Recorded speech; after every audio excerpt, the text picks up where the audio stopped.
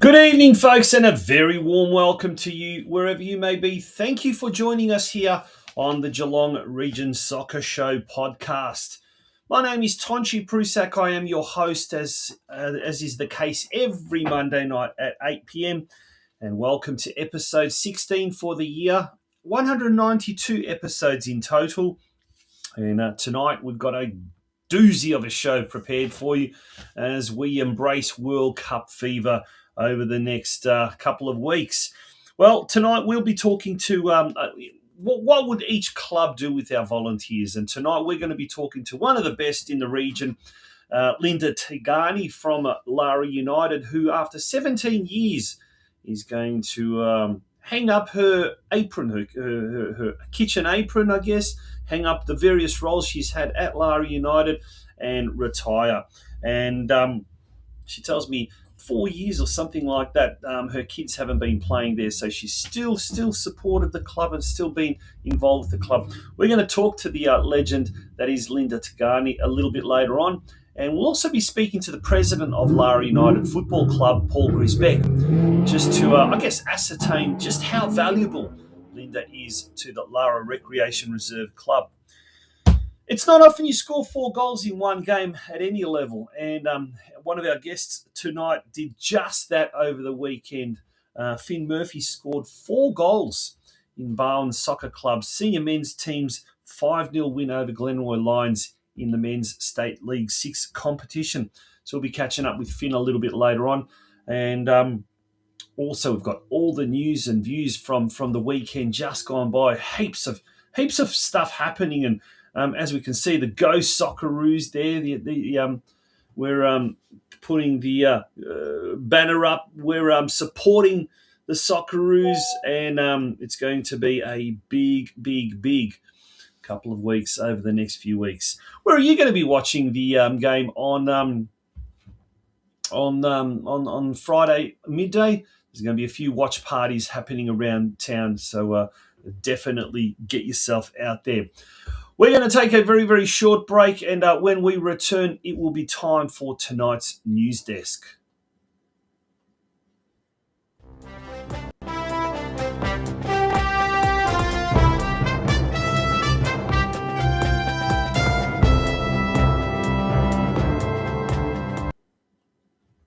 Yes, news desk time, and we're going to get straight into the Victorian Premier League women's competition. On the weekend, Geelong Galaxy defeated Melbourne Uni 4-0. What a result that was. And let me tell you, Galaxy are really, really looking good. They're at the moment jumped into third spot. We'll talk a little bit more about their fixture coming up in a couple of weeks' time. Just a reminder, by the way, that next week this weekend there will be no games in the Victorian Premier League or the Victorian Premier League women's competition. But back to what happened last weekend. Geelong Galaxy travelled up to Princess Park in Parkville to take on the students from Melbourne University, and it was a 4-0 win in favour of our ladies. Emily Sutcliffe scoring in the 24th minute and Sugamori in the 26th. Beth Coppe in the 51st minute, and Layla Butler once again getting on the score sheet. She scored in the 89th minute. Sutcliffe has now scored a total of 9 goals this season, and Sugamori has scored 6 goals. So between those two, 15 goals, more than half of Galaxy's total this year. So excellent effort there. Geelong Galaxy finds themselves in 13th position, just 2 points behind the leaders, Eltham Redbacks. And Saturday week on the 4th of July, Galaxy will be travelling up to the Eltham North Reserve to take on the top team. Now, as you can see there on the ladder, should Galaxy win, well, basically they will overtake the top team. So that July the 4th can't come soon enough. In Victorian Premier League Men's Division 1 competition on the weekend, you had North Geelong defeat Manningham United at Petty's Reserve out in Manningham. 3-2. Cassian Angel scoring in the 33rd minute. Patrick Wall in the 42nd minute. And Angus Chapman once again getting on the score sheet, scoring in the 60th minute. It's Chapman's 9th goal this season, and Wall has got 7 goals. So between those two, they've scored 16 goals once again, more than half of the Warriors' total this year. Now, the Warriors jump into 6th position on the ladder. They've still got a game in hand. So that's a fantastic place to be. They're really getting the momentum at the right end of the season. And in 2 weeks' time, the Warriors will host bottom side Port Melbourne, and the Sharks haven't had a very good season this year. That game kicking off at 5 p.m. at Alco Park. So that's on Saturday week. Okay, not a good weekend for the Geelong teams in State League 1 and State League 2. It was a battle of the top 2 teams in State 1, and Upfield defeated Geelong 2-1 to jump to the top of the competition standings. One of the bright spots for Geelong, though, was the fact that Olavo de Andrade Santos, I hope I've got that right, scored his 9th goal of the season, and he is actually leading the goal-scoring chart in State League 1. In State League 2, Surf Coast lost to Albion Rovers 2-1. Riku Sukanaga scoring his 4th goal of the season. Corio lost to Williamstown 1-2 at Hume Reserve. And we had Charlie Bullock scoring his 3rd goal of the season there. And Strathmore, the leaders, FC Strathmore, convincingly defeated Geelong Rangers 5 goals to 1 there. In State League 4, though, Bell Park have defeated Melbourne University. Nick Musso scoring 2 goals. He's taken his season's tally now to 7 goals. And there was an own goal as well. Over the page, we go to State League 5. Deakin Ducks did very well against Bendigo City up in Bendigo. 2-1 win, courtesy of a brace by Sam Wyeth. He's now scored 8 goals for Deakin this year, but interestingly, he's not the leading goal scorer there at Warm Ponds. Jeremiah Jacoby is with 9 goals. Lara United, their season just seems to be going from bad to worse. I watched this game. I was at the Lara Recreation Reserve, and Meadow Park absolutely ran away with this game in the second half. 6-1 win over Lara United. Trinity Marner scoring the only goal of the game for Lara United. In State League 6 action, Bowen defeated Glenroy Lions 5-0. Bottom side Glenroy Lions. Finn Murphy scoring 4 goals.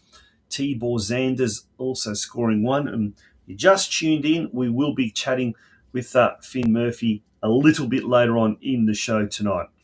And last but certainly not least, as far as the Men's State League is concerned, Ocean Grove defeated West Point 2-1. Daniel Sfara scoring for Ocean Grove, as did Patrick Scusa. And Patrick Scusa has got 7 goals so far. David Favetta still the leading goal scorer out of Ocean Grove. But Murphy, with 4 goals this week, he takes his season's tally to an impressive 14 goals. 14 goals. And that means he is the leading goal scorer in State League 6, rather. Now we'll turn our attention to the fixtures this weekend. So there is a full round of matches being played in the Men's State League competition this weekend. Round 13, as we are officially into the second half of the season. Top team Geelong takes on Pascoe Vale. In fact, I think they should be second, if I'm not mistaken. Oh, no, they're still on top. Taking on Pascoe Vale at Stead Park. That game kicking off at 6 p.m. in State League 1 action. State League 2 sees Western Eagles host Geelong Rangers, 4th versus 10th at the Polish Sports Complex, 6:30 p.m. Saturday evening game. Rovers taking on bottom side Corio Soccer Club at Waste Sense Park. And Mill Park, who are 6th, hosting 5th place Surf Coast at Partridge Reserve. That game kicking off at 3 p.m. Bell Park travels to 7th placed Moonee Ponds United at J.H. Allen Reserve this Saturday. Must-win game if they want to maintain their position in the top 2. Over the page in State League 5 action, Deakin Ducks, who are in 3rd, they host 4th place Doreen United at Deakin. Game kicking off at 3 p.m. And Keilor Wolves, who are 2nd, They host Lara United at Green Gully Reserve, the back pitch, which is pitch number 4. And that game kicking off at 3 p.m. State League 6 action sees Moreland Eagles host Ocean Grove, 3rd versus 5th at Rupert Wallace Reserve. And then a tough one for Bowen, who have jumped to 6th spot on the ladder. They travel to topside Hume Bulls, or actually I should say they host topside Hume Bulls at Grovedale Reserve. That game kicking off at 5:15 p.m. In Women's State League action, North Geelong Warriors came up against sister club St Albans Dynamo at Elko Park on Saturday. Tiana Mahalik and Zoe Stosic scoring the Warriors 2 goals, but Dynamo also scored 2 goals, and the result was a 2-2 draw. In round 9 action this Sunday, Uni Hill Eagles, who are in 6th position, they take on Warriors at Findon Reserve, game kicking off at 3 p.m.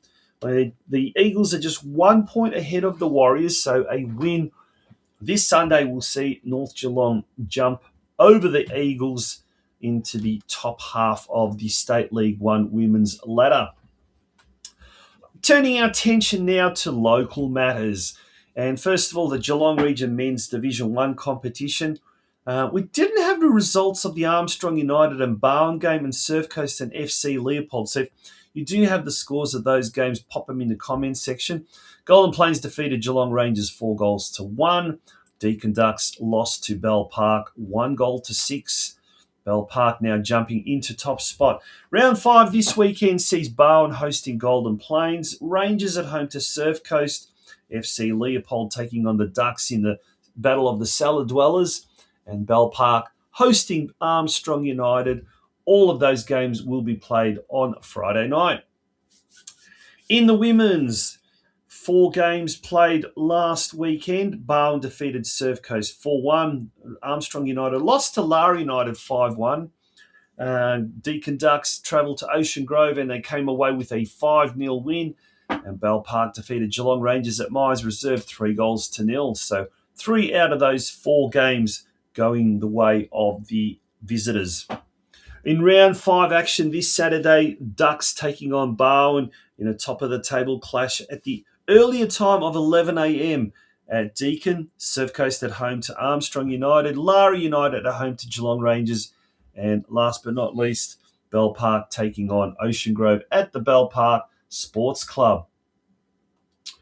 As we said, the watch parties, they will be aplenty. And get yourself out to the Elephant and Castle, long-time supporter and sponsor of the Geelong Region Soccer Show. And that game kicking off at 12 o'clock. Get there nice and early, get a seat, and it'll be live and loud on the big screens. I'm sure it'll be a fantastic atmosphere. Now, speaking of the World Cup fever is really, really catching a hold everywhere. And it's good to see the mainstream media, well, at least whilst the World Cup is on, really giving good coverage to the world game. And there's an article in the Geelong Advertiser last week which says Geelong football clubs are hope the Socceroos surge will build a lasting legacy. And the good paragraph there, which has been circled across the region, clubs that have spent decades building the game on muddy suburban pitches are hoping the global spotlight brings more than a temporary burst of excitement. And, if previous World Cups and even the Women's Asian Cup earlier this year is to go by, you'll find that straight after this, there's a lot of interest in our game. And in fact, our guest tonight, Finn Murphy, who played AFL football, Aussie rules, in his junior days and decided to turn to football, the real football, has a very, very good message about that as well. So stay tuned for that a little bit later on in the show. Curva Coaching, which is one of our biggest supporters and have been for several years. Adrian Leah, former Melbourne Victory and Socceroo defender, who these days is heavily involved with his own business, Curva Coaching Geelong. They've got a school holiday program coming up now in the next few weeks. And goalkeepers, this one's for you. So Curva Coaching says they're excited to welcome back Mitch Langerak who's a keeper from around this region down on the Bellarine Peninsula, for another exclusive goalkeeper camp. These school holidays, a fantastic opportunity to learn from one of Australia's finest goalkeepers, gaining valuable insights. So if you are a goalkeeper, if you're new to goalkeeping or looking to take your game to the next level, this camp is definitely for you. It's going to be held on Friday, July the 10th in Torquay at the Banyul Warrior Reserve. All the information is at the website curva.com.au. You can get all that information there. What else is happening? Oh, look, we've got to give a massive, massive shout out to Slavko Pantelic, or as everyone knows him as Salami. Now, for those of you who regularly follow the show know that every Saturday we have a Super Saturday Soccer or Super Soccer Saturday segment on our Facebook page, the Geelong Region Soccer News. And unfortunately, it's in recent times, I've even threatened that I'm just going to finish it. It's going to end it. But from time to time, you get some absolute fantastic people who put their contributions. As you can see, Paul O'Neill has done one there, Barwon 5-0 win.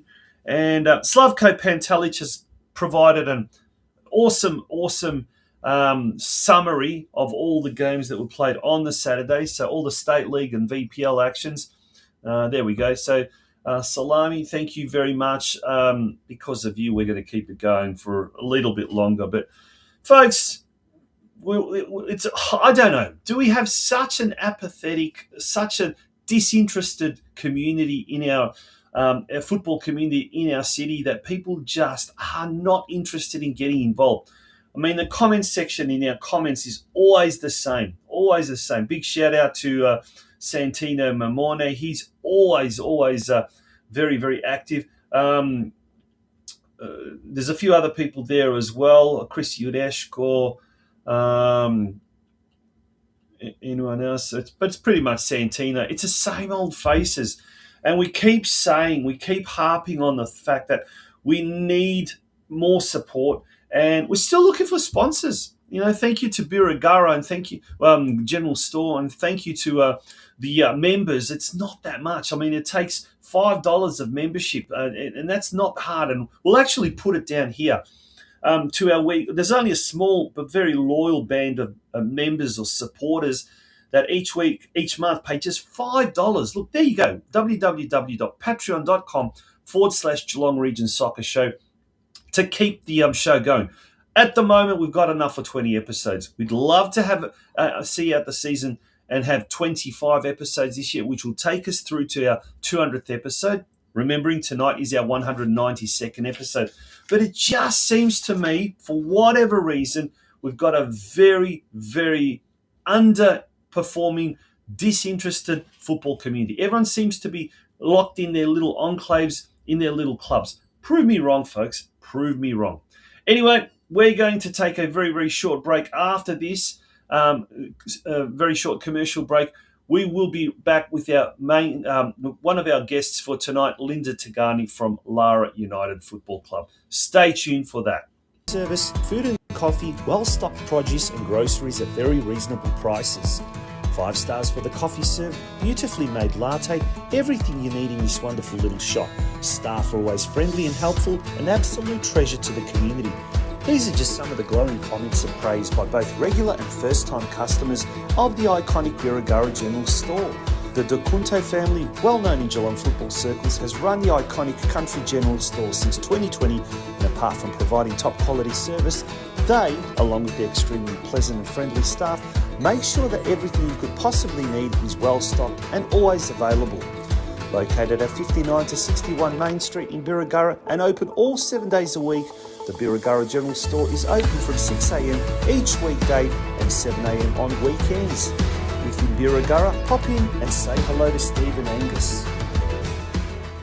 We're here with outgoing volunteer of the decade, you could say. She's been a volunteer here at Lara United Football Club for the last 17 years in various capacities. And last week, Linda Tagani announced her retirement, imminent retirement at the end of the season. Linda, first of all, welcome to the Geelong Region Soccer Show podcast. How are you? Thank you for having me, Tonchi. Absolute pleasure.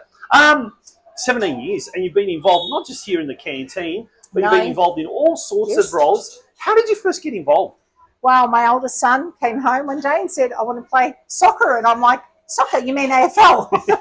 And I goes, no, soccer, round ball, Mum. Yeah. So that's how I got involved. Smart Lara kid. Soccer was part of the Lara Sporting Club. And, of course, a lot smaller than what we are nowadays. So I got asked to help out, and I did. Yeah. And that, going back, that's 2008. Certainly with the facilities that we got here, the amazing facilities, they were absolutely not around, that's for sure. And it was a completely different era. And I guess going back 17 years ago, that's the thing. You know, it was a different climate. It was a smaller club. The sport was a lot smaller, but it's grown in leaps and bounds. Now, you've seen the club grow dramatically in that time. Absolutely. And you've been part of it, obviously. Yes. Tell us a bit about that. How have you kind of experienced the growth of the club? So we started off with one child, and then as my other boys got older, they all started to play, so 3 children. When we started to play over here, it was basically a side office and portable toilets. That was it. Yep. And then Lara United formed, and we then got one now North End club rooms. Yep. And then we were lucky to get grants, and female football grew, and we got the current canteen, social function space, and our home rooms and first aid rooms. So it's we've gone from being still a community club, always have been, volunteer run, but we've grown, and it's been fantastic to be a part of that growth. Speaking of being part of it, and speaking of fantastic, what have been some of your greatest kind of memories over the years? What's made Lara United in your eyes? I think it's that basically welcoming, a family club, all accepting. Basically the fact it's like a family. Yeah. It's like a big family. Yep. So it's still got, I guess, that country feel because Lara. But we're I've known most of even some of the senior players since they were juniors. So to say that is like, you know, and some of the ones that are now coming up through reserves or local men, I've known them since primary school or kindergarten. So it's been, I've watched, they're like my soccer children grow. Yeah, you're like the soccer mum. I'm a soccer mum to many. Soccer mum to many. Yeah. Now, Linda, what would be your words of advice to, you know, like with the World Cup now, there's going to be euphoria, obviously.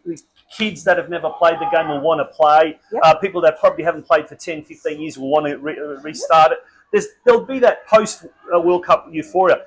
At the same time, we need volunteers, and there might be people that might be thinking about, should I get involved, should I not get involved? What would be your words of advice to, particularly Lara United folk watching this, what would be your words of advice for these people to get involved with clubs like this? Well, particularly if you want your children to play, the more volunteers, that many hands make light work. Yeah. And it is so true. So at the moment, the committee have multiple roles, and that's always been the case. Yeah.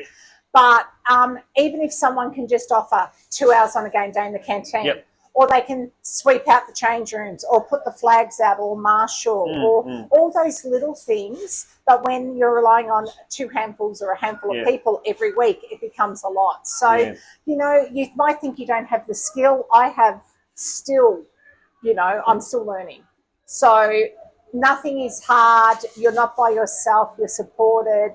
And just do it. Like, it's more rewarding to see, particularly if you've got children playing, if you volunteer, then they want to be involved with the club. They want to stick around. They see the benefit. They see then like juniors see seniors play. And it is community clubs run on volunteers. Without them, your children or you can't play. Yeah, that's a really good point. So, that's an absolutely great point. Yeah, unfortunately, it's the way it is. We try to keep our canteen prices fairly low so that it's family friendly.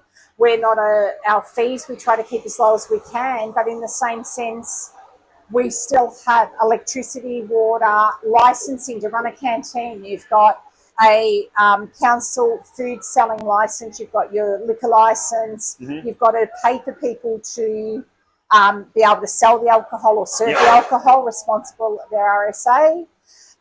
You know, we've got rep fees every week. You've got first aid ongoing costs. You've got the seniors as physio. So We've got a lot of costs, so without a canteen, you can't actually. It's the bread and butter. Yep. It's the extra bit on top of fees to keep the club going. Awesome. Well, what are the plans post-retirement? Have you got any plans you want to do? Well, I'd like to travel. Yep.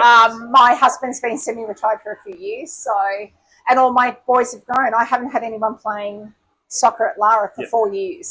So I'm still down here most weeks, but I haven't had anyone play. There you go. So, well, like any mum, a real mum or a soccer mum, very hard to let go of their little kids and that kind of stuff. My tip is in some way, shape, form, you'll be back, albeit maybe in a casual role. Look, I said I don't mind helping out occasionally. But I can't be expected to do it all the time. No, absolutely. Whatever the case may be, thank you so much for joining us on the Geelong Region Soccer Show podcast. And if there's a legacy that Linda Tagani leaves, hopefully there'll be people out there that'll be really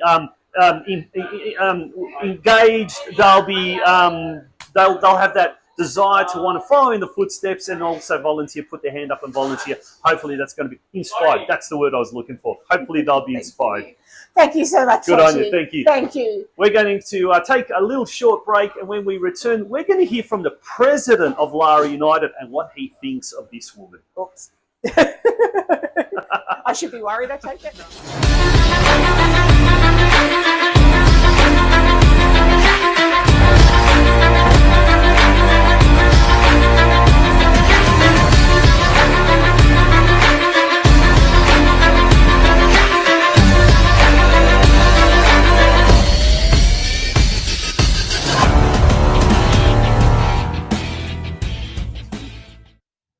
And we're now with the president of Lara United, a good friend of mine, good friend of the show's, Paul Grisbeck. Paul, you got a little bit of a sad look on your face, and probably partly due to the fact that the senior men aren't doing so well this year. They're at the bottom of the ladder, but halfway of the season, hopefully they'll pick up. But I think it's got more to do with the fact that last week, one of your main players off the park, Linda Tagani, announced that after 17 years she's going to go into retirement. Yes. That must be a massive blow to the club. It is in the decisions that she's making to retire. Yeah. Because she has been enormous. I mean, she sets up one of the best canteens that we ever visit. Yeah. And she's always had a lot of compliments because of the canteen she runs. But we have known about it for a while. So she has been telling us quietly that she's going to be going off with Juno and start travelling around the world. So the threat was there for I know, and the threat was there for the last couple of years, and now end of this year it will come true, and we just hope we're going to find some great volunteers that step up to fill that role in some capacity. Yeah. Now, if anyone's been to Lara Recreation Reserve and you've gone to the canteen, you would have met this bubbly woman who just lightens up your day, no matter how bleak the day is. And that's Linda. Let's talk about Linda. I mean, 17 years. She announced last week that she's going to, after 17 years, take a break. But she's not just the lady in the canteen. She's been involved in pretty much everything here. Tell us a little bit about your own personal connection, your own personal experience with Linda, and how much she's done for the club. Well, Linda started off with her kids, like most of us come in, and one of those parents, which is not that many of. They're hard to find, those special parents that want to be involved in the club deeply to help out and volunteer and do things. So Linda joined us with her kids in mini roofs, and this is where we got to meet Linda. She was just a helper at first, and then she became a coordinator, and then with the new building, eventually became our canteen manager, and which is a job she does love, actually. And I look at her some days and think, geez, how do you keep on going in that job? But she loves it. So, and I suppose it's that personable part of her that makes it so easy for her, that she just likes to be around people, having a chat with them all the time. Yeah. Now, if you haven't been down to Lara Recreation Reserve in a long time, do come down here. The facilities are absolutely fantastic, whether it's for a women's game, a men's game, or a juniors game. It's absolutely brilliant. And let's talk a bit about the club itself. Just driving here, I noticed Saturday afternoon, there's no activity at the footy club just across the road, no activity at the netball club across the road. And one of the problems that the Lara Footy and Netball Club this year has had, they haven't been able to field a senior team, and numbers are struggling. On the flip side, Lara United and football, the real football here in Geelong, is going absolutely nuts. How have you guys coped with that, the growth in numbers? Well, we've struggled probably, to be honest, because volunteers, our numbers got capped this year a bit lower in the last couple of years because we couldn't find enough coaches. And in saying that, even our senior team, we probably turned over 50 players in our seniors from last year, and yet we've still been able to come back with 2 more teams. And those very young and learning a lot, but we've got benches and we've got lots of subs, and we've got extras, emergencies as well. So from a numbers perspective, club's doing really well. From a volunteer perspective, it's always a battle. Every club and every president I talk to has the same issue. And we talked about this off air, and Linda's obviously going to be a big loss because she's part of the furniture. Quietly, I think she'll be, when she gets back from a trip or whatever, she'll come back and help out on a casual basis. Let's hope, fingers crossed. But the World Cup now, there's going to be an anticipated boom in new players wanting to take over. It happens every time. Hopefully that means there'll be new coaches. Hopefully that means there'll be people joining clubs. But we need now volunteers. What would you say, to those people now riding on the back of this World Cup euphoria, who are involved with, whose kids maybe play, but they aren't involved with clubs? What would be your pitch to get volunteers involved? Well, look, the pitch is just help out. I mean, you don't have to be a coach. You don't have to be in charge of any section or any one thing. Like Linda's taken a long time to get to the position she is now. That's a really good point, and so I think for a lot of people, they are scared off a little bit because they're going to get lumbered or put into a position where they're expected to do quite a lot. And we're looking for assistants. So we have those people already in position. We need new assistants. And then one day, these new people that are assistants will become the core of the club. Because we have got a few people stepping down. We haven't made those announcements yet. I mean, I'll put it here first, is that Kerry Maliza, who's been our Eddie Waddick Award winner for twice and stuff, she was stepping down from her coordinator role. So that's a massive role as well. And my wife, Kylie, she's stepping down from the secretary and registrar at the end of the season as well. They're 2 big roles, so we don't want to scare people off. But that's a good point that you said. You're actually looking for starting level or entry level positions, assistants, because those people that do want to get really, really involved, and often you find, and I was talking to someone from another club, they were president, and they said, well, I wasn't really thinking of it, but a few years ago I just got involved helping out in a canteen, I think it was, and it was one of the clubs on the other side of Geelong, and bit by bit their interest grew, and as they sort of, maybe their confidence, maybe they started to get to know a few people around the club, they wanted to get more and more involved. But there's a lot of people that just, maybe once every 2 months, 3 months, that still means a lot, doesn't it? It does. Look, the best thing to do is if you've got a group of friends, it doesn't matter whether you're male or female, if you've got 3 or 4 of you that you like to hang around with at games and stuff on the weekends, watching your kids and that's the perfect scenario. The 4 of you or 3 of you or 2 of you come in and work together, and then it's light work because you're just working together, you're bouncing ideas off each other, and that's what we're trying to hope for, is to get these little helpers here everywhere, because Kylie and I will, and Kerry will all still be here, but it's time for the change. It's a big change coming this year, next year, and because we've done over 10 years now and we're pretty burnt out, to be honest, as I know most are. So we're looking for those new people to start looking at taking over little roles around the club, and then we'll just be the helpers then, and we'll be assisting others. I'm sure there's a lot of people from Lara United tuning into this podcast, maybe for the first time. Here is a call out for arms to all those people. Contact Paul. He's a friendly fella. Talk to him. Get involved, even if it's, like I said, once every 2 months or once every month, just to help out. It'll be a huge thing. Mate, wishing you all the very best. Thank you so much for joining us. You're doing a ripper job. As I said, the facilities are absolutely fantastic compared to what they were maybe 10 years ago.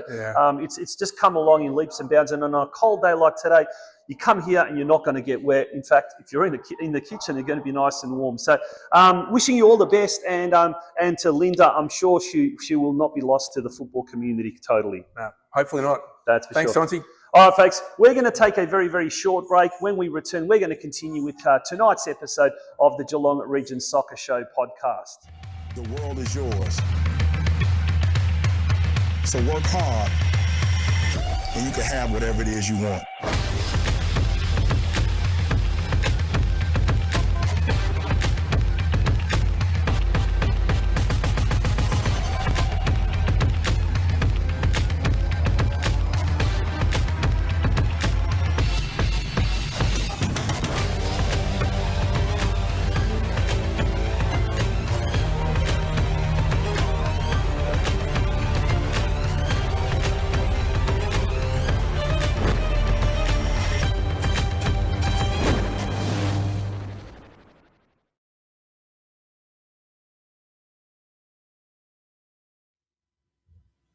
And welcome back to the Geelong Region Soccer Show.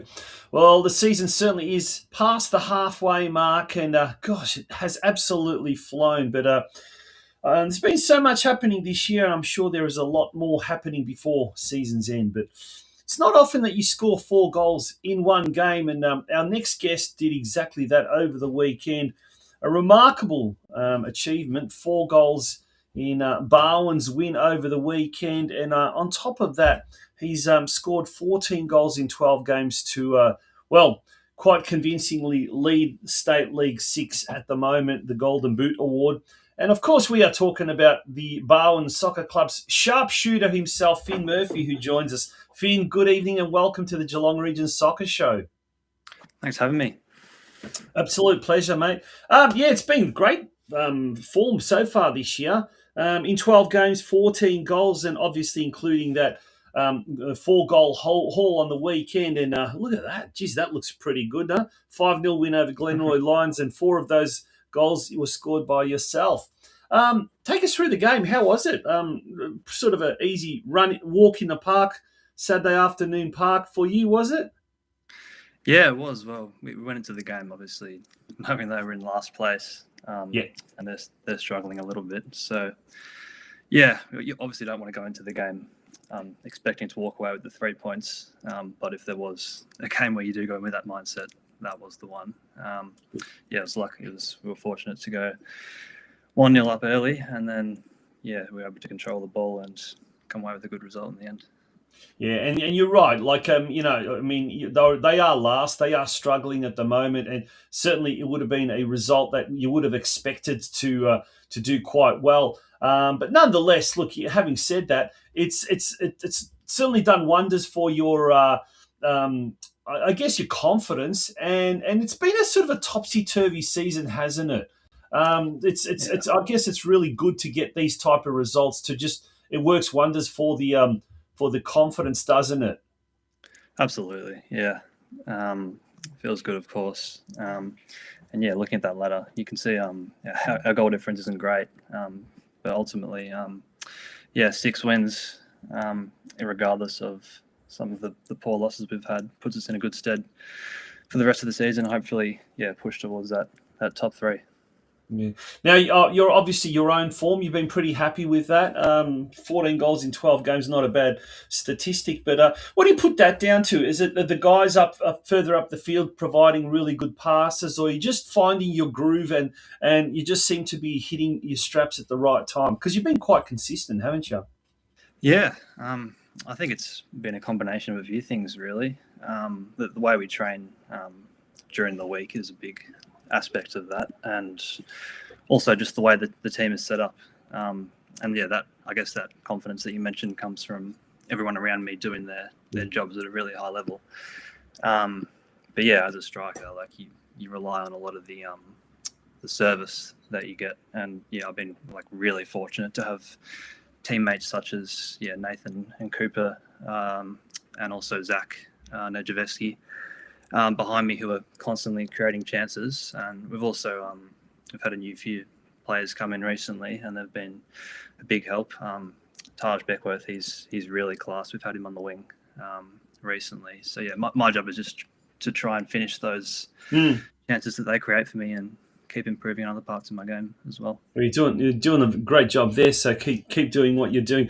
Tough game this week though. A game at home. It's a big one against the top team in Hume Bulls. Yeah, that's going to be a tough one. Now that game kicking off at 5:15 this Saturday afternoon, or early Saturday evening, I suppose. Do you like the Saturday evening time slot games? Under lights and. They do take up quite a bit of the day at times, but I guess it's kind of it's the same as having an away game effectively, because you finish the away games are at 3:00 and you finish those at 5, and then obviously you spend the time traveling back. The lighting's improved over the years. It used to be pretty poor a few years ago, but I think my home record is a lot better than my away record, so definitely cannot complain. Can't complain, that's for sure. Yeah, and it does create a fantastic atmosphere, and with a lot of. I do notice I've been up there a couple of times, and you do notice a lot of people from other clubs that they may have their games may have finished earlier that day, so they come and probably got nothing else to do on a Saturday evening or whatever. They come along, or maybe before they're going out, or they pop in for a little bit. But it's great and it's good to see. Now let's talk about yourself. You originally started as a junior at Surf Coast before you moved on. Is that right? Yeah. So I live in Torquay, and I've been down the Surf Coast region my whole life. So yeah, I was originally at Surf Coast during my juniors, and then I moved to Geelong Rangers from under 15s and above. And yeah, now I've landed at Barman. So yeah, that's the journey there. Yeah, and you were telling me also that you dabbled in other sports as well. So it wasn't just football that you were playing, but you've been quite a very active person throughout your childhood and your teenage years, and even now your adulthood. What other sports have you played? So I was mostly AFL, Australian rules, during my juniors. So I guess soccer took a bit of a back seat while that was going on, and I guess I treated it a bit more as recreational. And then I was also in athletics as well, bit of a niche one, triple jump. So yeah, those are my two ones. Do you see some of those, I don't know, the attributes or the skills that you kind of collected in either playing that sport, the other code, or athletics? Has it helped you with your football? Definitely, yeah. With triple jump, for instance, a lot of the training was plyometrics. I would have thought so. Yeah, bounding and a lot of explosive movements. So I think like one of my strengths as a striker is to have that explosiveness and positive acceleration, and that helps me get in behind. Do you score many goals with your head? Do you score many goals in the air or predominantly on the ground? No. Funnily enough, like this is pretty bad, but because I played footy during juniors, I actually experienced a few concussions. So I actively try and avoid headers at all costs, because that makes a lot of sense. It is like you'd be surprised how much like trauma hitting the ball gives you. Like even if you don't really feel it in the moment, there's a lot of science and study behind how much hitting the ball can trauma the head. So I do try and avoid headers at all costs. Yeah, and that's an interesting point that you actually make. And is that one of the reasons you reckon that you probably stopped playing footy, because of those concussions? Yeah, that was one of the reasons. And yeah, obviously soccer, there's not too much danger with regards to concussions. But yeah, that was one of the reasons, I think. Yeah. Interesting. Well, you're doing very well at the moment. 14 goals, like I said, in 12 games, and you're only 22, so you've still got lots and lots of years ahead of you. Do you have any kind of ambitions of playing at a higher level, or moving up the state leagues? I'm sure, look, Bowen, the way things are looking in years to come, will probably move up a division or two. But do you kind of hope that maybe in the next year or two you might be playing higher, maybe even aiming for VPL or NPL one day? Yeah, perhaps. I think the part of the previous years, soccer's taken a bit of a back seat while I complete my my studies. It's a bit full on with law at the moment. I mean, is that what you're studying? Is it? Yeah, studying law at the moment in my third year. So coming towards the penultimate stage of that. But yeah, definitely, I did pre-season with Deakin. They're obviously in a bit of I think they're State League 5. I've got a relationship with the coach there, so I was pretty set on playing for Deakin prior to this season, but ultimately decided to play at Barwon in the end. But yeah, absolutely. I think my fitness is improving, and yeah, definitely not ruling it out. Oh, fantastic. Well, it was a good move. You're amongst the goals. You're certainly, confidence is sky high. And this Saturday evening, big game against Hume Bulls. They're at Grovedale Reserve. They're on top by 1 point from Maidstone United. Barwon is in 6th position, and Ocean Grove in 5th position. There's a good little local rivalry happening there. They're on the same amount of points as you guys, but they seem to have 5 wins and 4 draws, whereas you guys have got 6 wins and 1 draw. It's a good little rivalry. That's a friendly rivalry you've got there happening with Ocean Grove. And look, speaking of goal scorers, David Favetta, Patrick Scusa, they're doing very, very well in the goal scoring charts as well. Do you look forward to that fixture? That twice a year, I guess, you're coming up against the local rivals. Definitely, yeah. We had the last laugh against them last time, and yeah, the crowd was really good. That was a big impact on the way we played. And yeah, you mentioned the rivalry. Hopefully, yeah, we come out on top again. Yeah, when's that? You don't off the top of your head, you don't know when the next derby day is? 2 or 3 weeks, I think, because obviously the cycle's restarted with it's the second half of the season. I think we played them pretty early last time, so right. Yeah. So it's coming up. Coming up pretty soon. Okay, that's going to be awesome. Jesse Diddlitzer, we had him on the show several weeks ago. The Barwon coach, first year Barwon coach, only a young man himself. How do you find? How do you find? Is he like? How do you find the fact that he's only a few years older than you? Do you relate better to him the fact that he's kind of just that slightly older than you? How's his style? Does it agree with your footballing? Yeah, really good. I played with Jesse the last 2 years.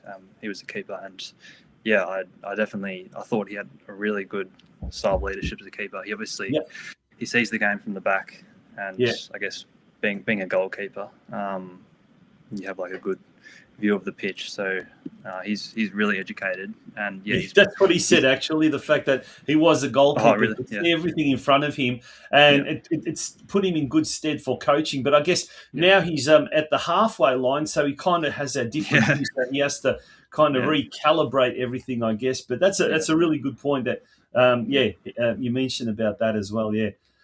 Mate, well, thank you so much for joining us on the Geelong Region Soccer Show podcast. We're certainly going to be watching the second half of the year and how you go about it. But if the first half has been any indication, mate, hopefully you'll be hitting 20 goals in one season. Wouldn't that be good?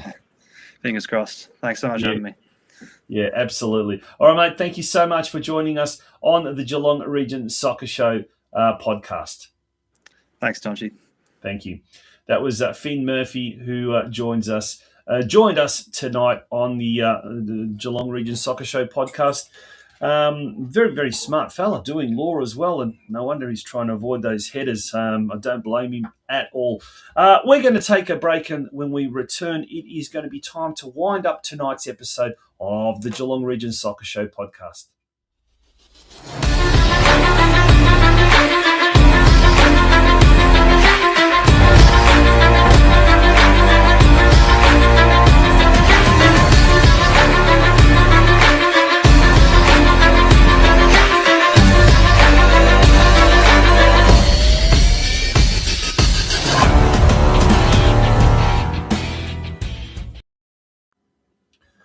And that brings us to the end of the Geelong Region Soccer Show podcast tonight. Oh, I've still got the news background. Let's pop something a little bit more.